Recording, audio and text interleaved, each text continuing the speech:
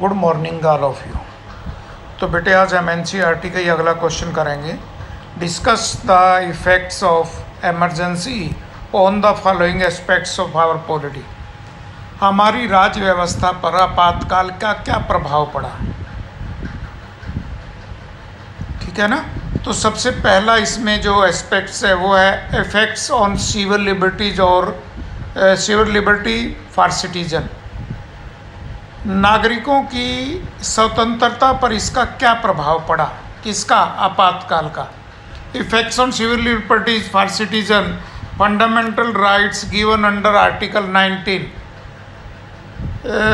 Were automatically suspended throughout the country.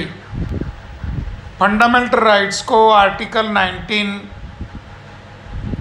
में डाल दिया गया, उसके अधीन कर दिया गया, जिसके कारण पूरे देश में मौलिक अधिकार जो है वो सस्पेंड कर दिए गए। The suspension of article 19 continuous until the proclamation of emergency ends, but according to 24th amendment the liberty given in article 19 will become suspended only in case of proclamation of emergency use on the ground of war or external aggressive, and not in case of proclamation of emergency in June armed rebellion. Proclamation of emergency used on the ground of armed rebellion in June 1975 during emergency protests and strikes and public agitations were disallowed. The government made extensive use of preventive detection. तो आपातकाल का हमारे मौलिक अधिकारों के ऊपर बहुत बुरा प्रभाव पड़ा। सरकार ने कानून में संशोधन करके कुछ ऐसे उसमें डाल दिए कि जो अगर देश के अंदर भी कहीं सरकार इमरजेंसी लगाती है तो वहाँ पर भी लोगों के मौलिक अधिकारों को सस्पेंड किया जा सकता है, उनको छीना जा सकता है। और बिना किसी कारण के, बिना किसी रीजन के अगर लगता है सरकार को, कोई व्यक्ति सरकार के खिलाफ आवाज़ उठा रहा है कोई, तो ऐसे मौक़ों पर भी सरकार जो है वो उन लोगों को पकड़कर जेलों में बंद कर सकती है, उसको ऐसा करने से रोक सकती है। Second, impact on relation between the executive and judiciary. कार्यपालिका और न्यायपालिका के संबंधों पर प्रभाव। The President by order can also suspend the right to move the court to enforce any other fundamental rights. ये राष्ट्रपति के आदेशों के बाद किसी व्यक्ति के अगर अधिकारों को सस्पेंड किया गया है तो वो कोर्ट में जाकर हासिल कर सकता था, लेकिन अब राष्ट्रपति ऑर्डर के अनुसार आपातकाल के दौरान जब मौलिक अधिकारों को सस्पेंड कर दिया गया तो वो कोर्ट नहीं जा सकता। All proceedings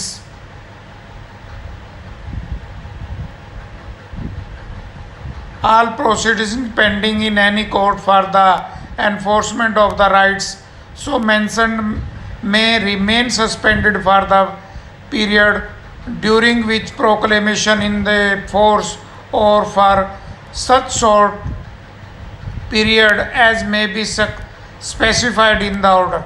और इसके अनुसार जो सारी प्रोसीडिंग्स थी उनको भी सस्पेंड कर दिया गया। कोई भी सरकार का अधिकारी जो है वो नागरिकों के अधिकारों का उल्लंघन कर सकता है, और कोर्ट में जाने का जो लोगों का राइट्स था उसको भी कुछ समय के लिए जो है वो सस्पेंड कर दिया गया, उसको दोबारा से अपने अधिकारों को हासिल नहीं किया जा सकता। But according to 24th amendment the enforcement of the right to life and personal liberties under article 21 cannot be suspended. लेकिन आर्टिकल 24 में जो संशोधन किया गया उसके अनुसार personal liberty under article 20 cannot be suspended, उसको सस्पेंड नहीं किया जा सकता। फंक्शनिंग ऑफ मास मीडिया, जो हमारा मीडिया है उसके ऊपर आपातकाल का, उसके कार्य पर क्या प्रभाव पड़ा। During emergency the government has a power to suspend the normal functioning of mass media. Emergency के दौरान सरकार ने अपनी पावर का यूज़ करके मास मीडिया की जो फंक्शनिंग थी, कार्य करने की जो पत्ती थी, उसको भी सस्पेंड कर दिया। इन 1975 during emergency the government suspend the freedom of the press. 1975 में आपातकाल के दौरान सरकार ने मीडिया की स्वतंत्रता को समाप्त कर दिया। Newspaper were asked to get prior approval for all material to be published. किसी भी न्यूज़पेपर को खबर छापने से पहले उस मटेरियल के ऊपर सरकार की परमिशन लेनी पड़ती थी। Press censorship was enforced. Censorship लगा दी गई प्रेस के ऊपर। Magazines like the seminar and the main stream were close down rather than submitting the censorship. Many journalists were arrested for writing against the emergency. जो भी magazine वगैरह जो seminar करती थी या कोई काम करती थी, तो उसके लिए पहले सरकार से मंजूरी लेनी पड़ती थी, सेंसरशिप के पास जाना पड़ता था। Many journalists were arrested for writing against the emergency. और जिन अनेक पत्रकारों ने सरकार की इमरजेंसी के खिलाफ जो भी लिखा, उनको जेलों में बंद कर दिया गया, उनको अरेस्ट कर लिया गया।